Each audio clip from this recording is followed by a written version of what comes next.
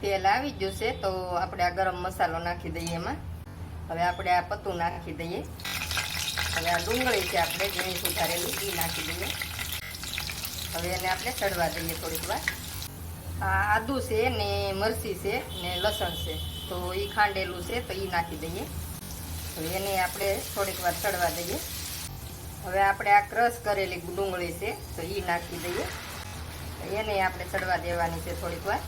આપણે આ ટમેટું લીધું છે એ તો એને આપણે ક્રશ કરી લીધું છે તો એ નાખી દઈએ. હવે આપણે મસાલા કરી લઈએ. તો સ્વાદ પ્રમાણે આપણે મીઠું નાખવાનું છે, થોડીક આપણે હિંગ નાખવાની છે, થોડીક આપણે હળદર નાખવાની છે, 1 ચમચી આપણે ધાણા જીરું ભૂકો નાખવાનો છે, 1 ચમચી આપણે મરચું નાખવાનું છે લાલ. તમારે તીખું ખાવું હોય એ પ્રમાણે મરચું નાખી શકો. વધારે તીખું ખાવું હોય તો વધારે મરચું નાખવાનું. આપણે પનીરનો મસાલો છે તો એ નાખીએ 1 ચમચી. હવે બધું આપણે મિક્સ કરી લઈએ. થોડીક વાર આપણે ઢાંકીને ચડવા દઈએ. હવે આપણે ખોલીને જોઈ લઈએ તો મસાલો આપણો સડી ગયો છે. હવે આપણે આ કાજુ લીધા છે તો એના 2 ભાગ કરી લીધા છે તો એ નાખીએ આપણે. આ પનીર છે તો પનીરના ઝીણા ઝીણા ટુકડા કર્યા છે તો એ નાખી દઈએ. હવે આપણે મિક્સ કરી લઈએ. હવે આપણે એમાં જોતા પૂરતી પાણી નાખી દઈએ.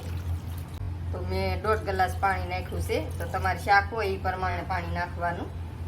તો આ પનીરના ટુકડા કર્યા છે મેં લાંબા લાંબા તો આપણે એ પીસે નાખી દેવાના છે આમાં. અને હવે આપણે ઢાંકીને ચડવા દઈએ એને. બની ગયું આપણે કાજુ પનીરનું શાક. જો તમે બહુ સરસ બન્યું છે. તો હવે આપણે આ કળી છે તો એ ઉપર આમ નાખી દઈએ. હવે આપણે આ લીલા ધાણા છે એ નાખી દઈએ. તો બહુ સરસ બને છે. જો તમે બહુ મસ્ત બન્યું છે. તો આ રીતે બનાવો, બહુ મસ્ત બને.